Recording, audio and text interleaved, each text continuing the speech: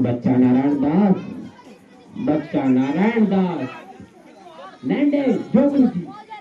यहाँ नगर देख रहे हो, दूर से ही कितना सुंदर प्रतीत होता है। देख, कुछ भिक्षा उक्षा मिले तो ठाकुर जी को भोग लगे। यह नगर तो नारायण के आश्रय से अति ब्यूटीफुल लग रहा है। अब जो है सो है, मगर भिक्षा भी ब्यूटीफुल मिले तब तो आनंद ही आनंद होए।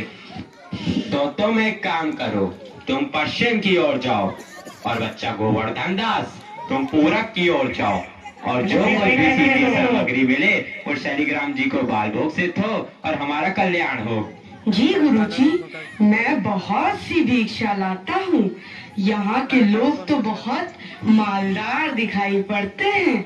आप बिल्कुल चिंता ना कीजिए। देख बच्चा, ज्यादा लोभ मत करना। एक बात याद रखो कि लोभ पाप का मूल है, लोभ मिटावत मान, लोभ कभी नहीं कीजिए, यहाँ में नरक निधान। बोलो गुरुजी महाराज की जय, गुरुजी महाराज की जय।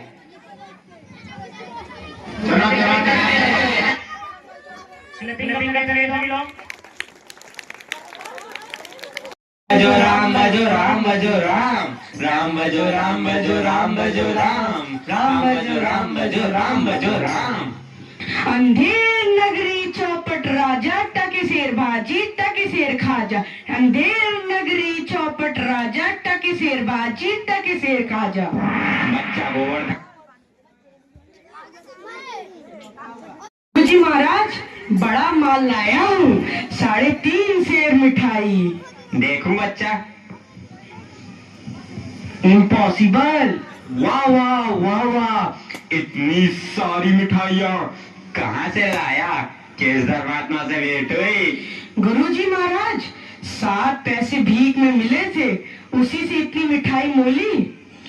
बच्चा, नारायण दास ने तो मुझसे कहा था कि यहाँ सब सामान टके से बिकता है। हमने उसकी बात का विश्वास नहीं किया। बच्चा, यह कौन सा नगर है और इसका राजा कौन है? गुरुजी, हमारी सारी जनता को पता है, आपको ना पता? यह है अंधेर नगरी चौपट राजा, टके शेर भाजी, टके शेर खाजा। तो बच्चा, ऐसे नगर में रहना उचित नहीं है। देश नहीं है। 2 पैसे पास होने पर पेट भर जाता है, और नगरियों में दिन भर भिक्षा मांगो तो उपवास रहना पड़ता है। मैं तो इस नगरी को छोड़कर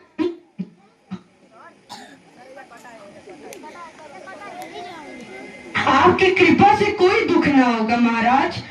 अब तो मैं इस नगर में एक क्षण भी नहीं रहूंगा। देख, मेरी बात मान, नहीं तो पीछे पछताएगा।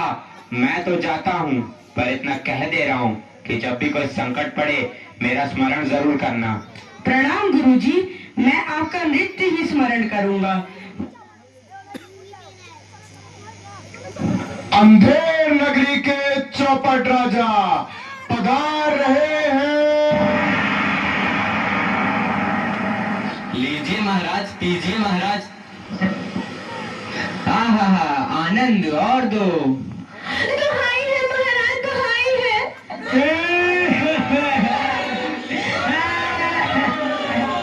मेरा न्याय हो। तुम्हारा न्याय यही होगा, और ऐसे होगा जैसे यम के यहाँ भी नहीं होता। बोलो क्या हुआ? महाराज, कल्लू बनिया की दीवार गिर पड़ी, सो मेरी बकरी उसके नीचे दब गई। दुहाई है महाराज, मेरा न्याय हो। मंत्री, जाओ अभी कल्लू बनिया की दीवार को ले आओ। महाराज, दीवार नहीं लाई जा सकती। मंत्री, उसके भाई, लड़के, दोस्त जो भी मिले उसे पकड़ लाओ। अरे महाराज, दीवार एक चून की होती है, उसका कोई भाई बेटा नहीं होता। अच्छा, तो जाओ कल्लू बनिया को पकड़ लाओ। कल्लू बनिया को लाया जाए। कल्लू बनिया हाजिर हो। महाराज की जय हो। क्यों रे बनिए, पुदीने की धनिये, इसकी चक्री कैसे मर गई? बोल। महाराज, चक्री नहीं बकरी। हाँ वही यार। महाराज, मेरा कुछ दोष नहीं, कारीगर ने ऐसी दीवार बनाई कि गिर पड़ी। मंत्री, इस लल्लू को निकालो और कारीगर को पकड़ लाओ। इस लल्लू को ले जाओ और कारीगर को लाओ। कारीगर हाजिर हो। महाराज, मेरी जय हो। क्यों रे कारीगर, तेने दीवार ऐसी क्यों बनाई कि दीवार गिर गई और मकड़ी मर गई? बोल। महाराज, मेरा कुछ कसूर नहीं। उस छूने वाले ने ऐसा मोटा चूना बनाया कि दीवार गिर पड़ी। अच्छा, इस कारीगर को ले आओ। नहीं नहीं, कारीगर को निकालो और छूने वाले को पकड़ लाओ। कारीगर को ले जाओ और छूने वाले को लाओ। छूने वाला हाजिर हो। महाराज की जय हो। क्यों बे, खैर सवारी छूने वाले, इसकी ककड़ी कैसे मर गई बोल। महाराज, हमारा कुछ कसूर नहीं। वो भिस्तिया चूने पानी ढेर दे दिए, इसीलिए दीवार कमजोर रह गई। अरे अरे अरे मंत्री, इस चुन्नी लाल को निकालो और भिस्ती को पकड़ ला। इसे ले जाओ और भिस्ती को लाओ। भिस्ती हाजिर हो। क्यों बे भिस्ती, गंगा जमुना कश्ती, तेने चूने में इतना पानी क्यों दिया कि दीवार गिर गई और कल्लू बनिया दब गया। महाराज, गुलाम का कोई कसूर नहीं। उस कसाई ने मसक इतनी बड़ी बना दी कि उसमें पानी ज्यादा आ गया। महाराज, मुझे माफ करो महाराज। मंत्री, इस भिस्ती को निकालो और कसाई को पकड़ लाओ। भिस्ती को ले जाओ यार, कसाई को लाओ। कसाई हाजिर हो। महाराज, क्यों रे कसाई, तेने मसक ऐसी क्यों बनाई, दीवार गिराई और बकरी दबाई। पर ऐसी बड़ी भेड़ मेरे हाथों बेची कि उसकी मशक ही बड़ी बन गई। मंत्री, इस खबीज के बच्चे को निकालो और जाओ गडरिये को ले आओ। इसे ले जाओ और गडरिये को लाओ। गडरिया हाजिर हो। महाराज की भैं हो। क्यों रे गडरिये, तेने इतनी बड़ी भेड़ क्यों बेची कि दीवार गिर गई और बकरी मर गई बोल। महाराज, उधर से कोतवाल साहब की सवारी आ गई तो उसको देखने में मैंने छोटी बड़ी भेड़ों का ख्याल ही नहीं किया। मेरा कोई कसूर नहीं। मंत्री, इसे निकालो और कोतवाल को अभी पकड़ लाओ। इसे ले जाओ और कोतवाल को लाओ। कोतवाल हाजिर हो।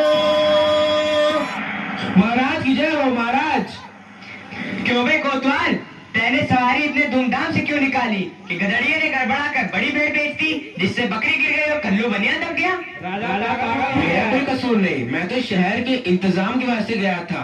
ये नहीं, तुमने इतने धूम से सवारी क्यों निकाली। क्यों निकाली तुमने सवारी धूम से। महाराज महाराज महाराज कुछ नहीं। मंत्री, इस कोतवाल को अभी फांसी पे चढ़ा दो। दरबार बर्खास्त।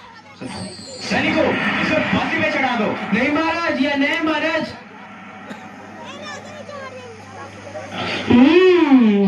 गुरुजी ने तो हमको यहाँ रहने से मना किया था। माना कि देश बुरा है, पर अपना क्या, अपन किसी राजकाज में थोड़ी न है कि किसी बात का डर हो। रोज मिठाई चबाना और मजे से आनंद उठाना। चल क्या होता है, आज पूरी हो गई।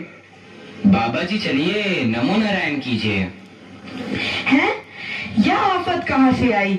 अरे भाई, मैंने तुम्हारा क्या बिगाड़ा है जो मुझे पकड़ते हो? आपने बिगाड़ा है या बनाया है, इससे क्या मतलब। अब चलिए फांसी पर चलिए। फांसी? अरे बाप रे बाप, फांसी? मैंने किसकी जान लूटी है कि मुझको फांसी? मैंने किसके प्राण मारे हैं जो मुझको फांसी? आप बड़े मोटे हैं, इस वास्ते आपको फांसी होगी। ये कहाँ का न्याय है? अरे फकीरों से हंसी नहीं की जाती। बात यह है कि कल कोतवाल साहब को फांसी का हुक्म हुआ था। जब फांसी देने को ले गए तो फांसी का फंदा बड़ा हुआ, क्योंकि कोतवाल साहब दुबले हैं।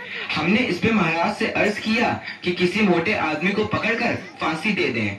इस वास्ते तुमको ले जाते हैं कि कोतवाल के बदले तुमको फांसी दें। तो क्या और कोई नगर भर में मोटा नहीं मिलता जो मुझ अनाथ फकीर को फांसी दे देते हो?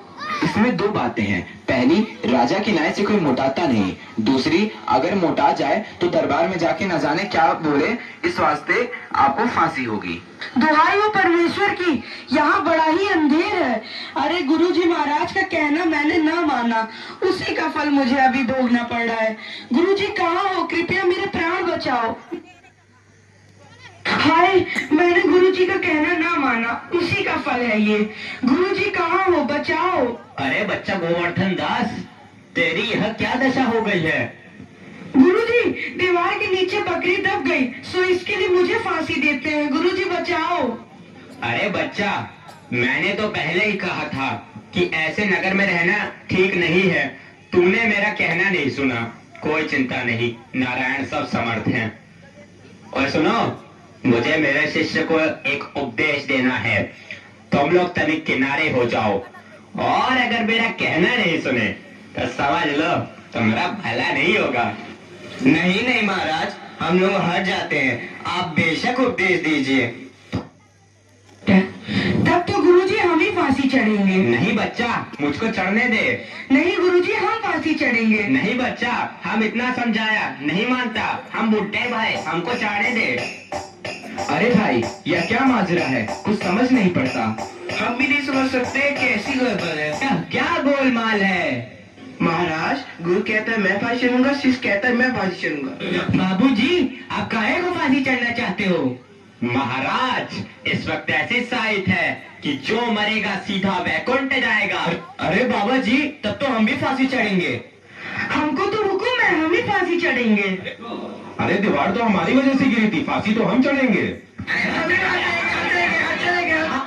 राजा कौन? तो वैकुंठ जाने का हक किसका? तो मंत्री चढ़ाओ उनको फांसी। अरे चलिए ना बुद्धि, ना नीति, ना सूजन समाज, तो ऐसी अपूही नसे जैसे चौपट राज। अंधेर नगरी चौपट राजा, अंधेर नगरी चौपट राजा, नितमोल भागी, नितमोल राजा, खुशबोल राजा।